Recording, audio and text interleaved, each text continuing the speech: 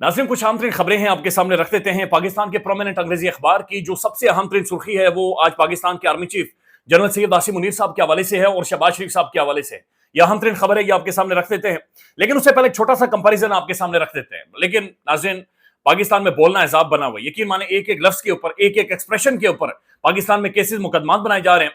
लिहाजा हमारे पास और कोई ऑप्शन नहीं बचा।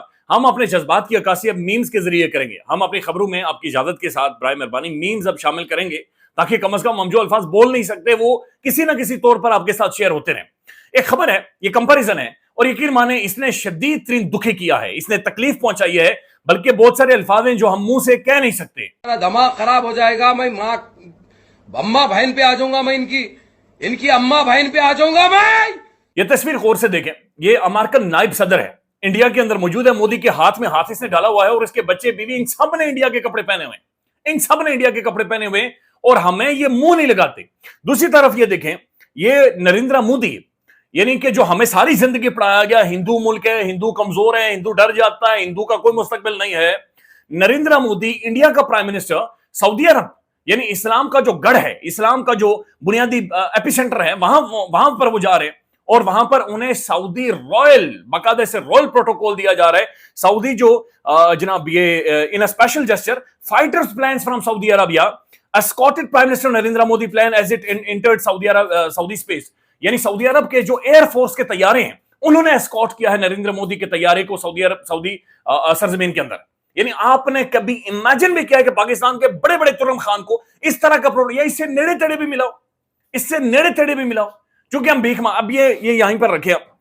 और उसके बाद अब ये खबर देखें, पाकिस्तान के जो वजीर आजम है, वजीर आजम पाकिस्तान तुर्की जा रहे हैं और वो पाकिस्तान के वजीर आजम साहब तुर्की चले गए हैं।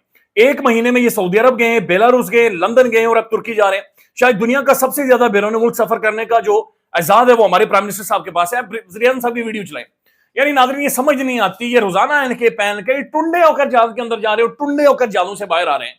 ये दुनिया में क्या लेने जा रहे हैं और दुनिया इन्हें कैसे समझ रही है, ये क्या लेकर आते हैं, क्या लेकर जाते हैं, ये कोई मुल्क दुनिया का नहीं छोड़ते। यानी हर तीसरे दिन हमारे मुल्क के जो वज़ीर आज़म साहब हैं, इतना बड़ा थैला इन्होंने उठाया हुआ है, साथ पीछे वो बक्से इन्होंने उठाए हुए और बस जा रहे हैं और वहां से वापस आ रहे हैं। चलो कोई पता नहीं किधर जा रहे हैं, कोई पता नहीं क्या करने जाते हैं। बेलारूस पूरा खानदान वहां पर गया, क्या लेकर आए क्या नहीं लेकर आए। तो बिल्कुल एक मजाक है जो पाकिस्तानी रियासत को, पाकिस्तानी स्टेट को बनाया गया है और फिर ऐसे कवानीन बना दिए गए कि यहां पर आपने बात नहीं करनी, अगर आपने बात की तो फिर आपके ऊपर मुकदमात और केसेस बनेंगे।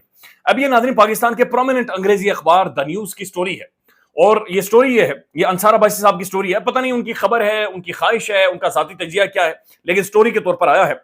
द शहबाज मुनीर इक्वेशन, यानी आसिम मुनीर साहब और शहबाज शरीफ इक्वेशन, अ टू वे अफेयर, यानी दोनों तरफ से ये अफेयर है, ये लव अफेयर है। उसके बाद वो लिखते हैं, this rare mutual appreciation is seen as stabilising force in system that often suffers from mistrust between the key power centres. वो कह रहे हैं कि दोनों तरफ से ये जो ताल्लुक है शहबाज शरीफ साहब का और आसिम मुनीर साहब का, ये अंग्रेजी अखबार लिख रहा है, ये असल में निजाम के अंदर एक स्टेबिलिटी लेकर आ रहा है और ये स्टेबलाइजिंग एक फोर्स है जो कि नजर आ रही है।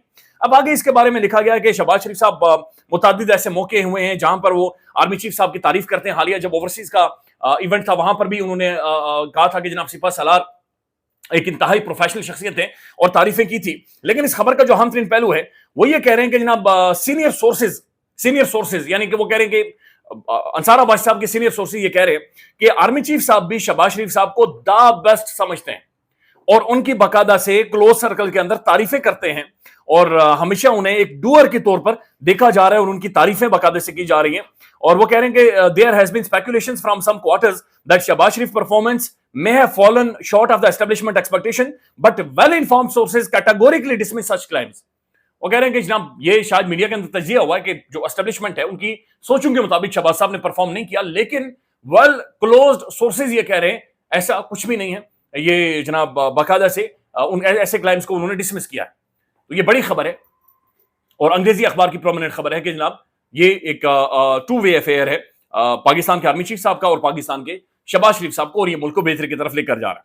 अब नाज़रीन दूसरी तरफ अडयाला जेल के अंदर बाहर जो हालात और वाकयात हैं सेम वैसे ही हैं, उसी तरह का माहौल बना हुआ है। ये बल्कि वीडियो दिखा दें अलीमा खान और इमरान खान साहब की बहनों की।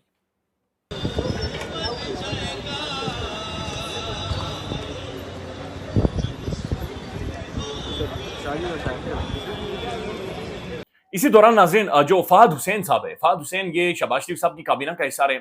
ये बाजवा साहब और शहबाज शरीफ साहब को एक टाइम पर जाकर समझाते, अच्छा इन्होंने साफत को एज स्टेप एक स्टोन के तौर पर, एक ब्रिक के तौर पर इस्तेमाल किया। और उसके बाद बल्कि अरशद शरीफ साहब इन्हें बहरूपिया कहते थे, जिन्होंने साफत का इस्तेमाल करके वो ऐवानों के अंदर गए और ये हाथ बांध कर खड़े होते थे बाजवा साहब के और शहबाज शरीफ साहब के। और उस दौर में ये साफियों को कैसे कंट्रोल करना, आवाजों को कैसे रौंदना, ये बताया करते थे। अब दोबारा से इन्होंने साफत शुरू कर दी है, तो वहां से गाजरें खाने के बाद फहद हुसैन साहब दोबारा से जर्नलिज्म और साफत और हमें पढ़ा रहे हैं जनाब, साफत क्या होती है, जर्नलिज्म, जर्नलिस्टिक एथिक्स क्या होते हैं, वो सारी चीजें समझा रहे। उन्होंने अपने अकाउंट से ट्वीट किया है और वहां पर शहबाज गिल साहब की इंतहाई परेशान कुन तस्वीर लगाई है, जहां पर उनके साथ एक जुल्म व ज्यादती हुई। और ये इनसेंसिटिव रवैया है, ये इस मुआशरे का इनसेंसिटिव रवैया है कि जुल्म को आप ग्लैमराइज करते हैं या ग्लोरीफाई करते हैं। ये जुल्म को आप जालिम के सौलतकार बने हुए हैं। ये तस्वीर शेयर करके उन्होंने ऊपर लिखा है, था जो कभी फिरौन जमाना, अब हाल उसका देखो तमाशा, अब हाल उसका देखो तमाशा। तो ये शहबाज गिल साहब की तस्वीर, ये पूरी स्क्रीन पर चलाएं बराए मेहरबानी, इसको लगाकर उन्होंने तमाशा बनाया। इमरान रियाज खान साहब ने ट्वीट किया और उन्हें जवाब दिया है, जेरे हिरासत तशद्दुद के शिकार शख्स का मजाक उड़ाना काबिल अफसोस है। फहद साहब आप ऐसे नहीं थे या फिर हमने आपको समझने में गलती कर दी। तो ये सवाल उनका ठीक है कि फहद साहब ऐसे नहीं थे या फिर हमने समझने में, चूंकि पाकिस्तान की जो हिस्ट्री है, तारीख है और बहुत सारी ऐसी चीजें हैं जिन्हें समझने में महसूस हो रहा है कि गलती कर दी है। और ऐसे ही मामला शेर अफजल मरवत साहब के बारे में भी है। पाकिस्तानी अवाम ये कह रही है कि हमें समझने में गलती कर दी, लेकिन इमरान खान साहब शायद बहुत पहले शेर अफजल मरवत साहब को समझ गए थे और पहचान भी गए थे, इसलिए इमरान खान साहब ने बाद में मुलाकात करने से इनकार कर दिया। अब नाज़रीन एक और बंदा है जिसे समझने में हमने गलती तो नहीं की, मैंने पाकिस्तान उसे समझ चुका है, लेकिन वो समझा रहा है कि नहीं तुम लोग गलत हो। ये जो कांग्रेसमैन पाकिस्तान के अंदर आया था, जैक बर्गमैन, ये बंदा पाकिस्तान के अंदर आया, इसने पाकिस्तान में तमाम तर निजाम की हर शख्सियत के साथ मुलाकात की, हंस हंस के तस्वीरें बनाई। ये बंदा इतना हंसा पाकिस्तान में कि लोगों के यहां पर दिल जले। यानी ओवरसीज ने जो काम किया था, और बुनियादी तकादा यह था कि पाकिस्तान के अंदर जो डेमोक्रेटिक वैल्यूज कोलैप्स की हैं, इसके हवाले से सवाल उठाए, लेकिन यह बंदा यहां पर हंसता रहा और इतने बड़े बड़े दांत इस बंदे ने निकाले। अब ये बंदा जनाब जब अमेरिका दोबारा पहुंचता है तो अपने वोटर्स को सिर्फ यानी कन्विंस करने के लिए जो इन्होंने बयानियां बनाए, जो कि अभी बहुत सारे लोग कह रहे हैं कि ऐसा नहीं है। जैक बर्गमैन असल में जो बात कर रहा है, ये बहुत सारी चीजें आपके सामने मौजूद नहीं है, लेकिन हम चूंकि ऑप्टिक्स के ऊपर बातचीत कर रहे हैं, हम ऑप्टिक्स आपके सामने रख रहे हैं जो हमने यहां पर देखे हैं। ये अमेरिका में पहुंचने के बाद लिखते हैं, after my Pakistan visit engaging with the leaders and the communities there and in the US, I reaffirm my call for the Imran Khan's release. A strong US-Pakistani partnership thrives on shared values, democracy, human rights and economic prosperity. Let's work together for freedom and stability. Free Imran Khan. तो ये America में जाकर ये कह रहा है कि नहीं मैं पाकिस्तान में जब गया तो मैं दोबारा से वहां से वापस आने के बाद ये कह रहा हूं कि जनाब इमरान खान को रिहा करें। और पाकिस्तान और अमेरिका की जो पार्टनरशिप है, ये जमहूरियत के ऊपर है, ह्यूमन राइट्स के ऊपर है और इकोनॉमिक प्रॉस्पेरिटी के हवाले से। पाकिस्तान में इस बंदे ने इमरान खान का नाम नहीं लिया, इमरान खान के हवाले से गुफ्तगू नहीं की। यहां पर पहले मैं आपको शहबाज गिल साहब का इसके ऊपर ओपिनियन रखना चाह रहा हूं, क्योंकि उनकी इसके साथ मुलाकात हुई है। पहले शहबाज गिल साहब को सुन लें। लेकिन जो मेरी उनसे डिस्कशन हुई है उससे मैं आपको ये बता सकता हूँ कि जो पिक्चर पेंट करने की कोशिश की गई थी, जो चंद टाउट्स नमा लोग यहाँ अमेरिका में भी मौजूद है जो जर्नल्स के लिए काम करते हैं और जो पाकिस्तान में भी बेशबहा तादाद में मौजूद हैं, उन्होंने जो इस पूरे विज़िट का एक माहौल पैदा किया था कि वहाँ पर डेमोक्रेसी के साथ क्या हो रहा है, रूल ऑफ लॉ के साथ क्या हो रहा है, फ्रीडम ऑफ स्पीच के साथ क्या हो रहा है, उससे किसी को कोई लेना देना नहीं, ऐसा बिल्कुल नहीं है। और ये मेरे अल्फाज नहीं है, मैं इसीलिए बहुत कुछ आपके साथ आगे मज़ीद शेयर नहीं कर रहा। मैं सिर्फ इतना कह रहा हूँ कि आप इंतज़ार कीजिए, इस पर कांग्रेस बर्गमैन ख़ुद बोलेंगे। कब बोलेंगे? जब उन्हें मुनासिब लगता है। मुझे तो लगता है बहुत बहुत बहुत जल्द, लेकिन जब भी बोलेंगे तो आपको क्लैरिटी हो जाएगी कि where congressman general Jack Bergman stands on democracy, human rights, freedom of speech और रूल ऑफ लॉ पर। अब नाज़रीन शहबाज गिल साहब तो इन्हें बेनिफिट ऑफ डाउट या फिर जो बहरहाल उनकी मुलाकात हुई है वो चीजें सामने रख रहे हैं कि शायद हमें एग्जैक्ट पिक्चर नजर नहीं आ रही, लेकिन सज्जाद बरकी साहब इन्होंने लिखा है कि dear Jack Bergman, The people you met in Pakistan were the oppressors, not the leaders. यानी पाकिस्तान में जिनसे तुम मिले हो, असल में उन्होंने जमहूरियत को दागदार किया हुआ, ह्यूमन राइट्स को दागदार किया हुआ है, वो लीडर्स नहीं है।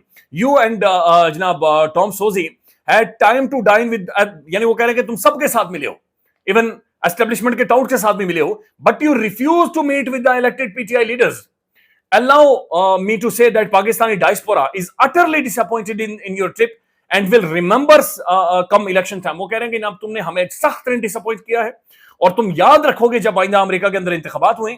Wish you had the courage to call for Imran Khan's release when it mattered. I hope, यानी वो कह रहे कि मेरी ख्वाहिश है या उम्मीद ये मैं कर सकता हूं कि तुम तब इमरान खान की रिलीज के हवाले से बातचीत करते जब तुम पाकिस्तान के अंदर मौजूद थे और तुम्हारी बात की और तुम्हारी स्टेटमेंट की वैल्यू थी, लेकिन तब तुम बिल्कुल वहां पर खामोश रहे और तुमने वहां पर कुछ नहीं किया। अब मजीद इसके ऊपर रद्दअमल है। इम्तियाज गुल साहब लिखते हैं, आर यू किडिंग, यानी तुम मजाक कर रहे हो, शुगर लगा रहे हो। Majority of 240 million Pakistanis and your constituents in USA, your visit was 100% inconsequential and partial, since you never met with the largest political party leader Imran Ahmad Khan Niazi and PTI, nor did you raise the demand you did in your tweet now, कि तुमने पाकिस्तान में बैठकर सरजमीन में मौजूद होकर, जहां पर इमरान खान मौजूद था, जहां पर इमरान खान की पार्टी उसकी बहनें मौजूद थी, तुमने असल में कोई आवाज नहीं उठाई। लिहाजा इस तरह के जो भैरूपियापन है, ये जालीपन है, ये अब यहां पर आकर ना दिखाओ और हम इसे बिल्कुल भी बाय नहीं करेंगे। जुल्फी बुखारी साहब ने भी एक ट्वीट किया है और वो भी इन्होंने भी लिखा है कि जनाब ठीक है, तुमने दोबारा से डेमोक्रेसी की बातचीत की है, बुनियादी हुकूक की बातचीत की है और खान के हवाले से बातचीत की है। We had hoped you would have raised your voice, जब तुम पाकिस्तान के विजिट पर थे तो आए, हम उम्मीद कर रहे थे कि तुम आवाज उठाओगे, लेकिन तुमने नहीं उठाई। Glad to see you that you have seen past the cheap makeup of this imposed regime, fundamental human rights और ये सारी चीजें उन्होंने बातचीत की, लेकिन रियलिटी है अमेरिकन कांग्रेसमैन कुछ नहीं करेंगे, ये कुछ भी नहीं करेंगे। ये एक गलत फॉल्स एक होप थी जो पाकिस्तान में हम सब ने या रिपोर्ट भी होते रहे लगाई, जो कि गलत थी। ख्याल रखिएगा, अल्लाह हाफिज। पाकिस्तान में इस वक्त सबसे बड़ा मसला बोलने का है। पाकिस्तान में बोलने नहीं दिया जाता, जुबानें खींच ली जाती हैं, डर है, खौफ है, टेरर है।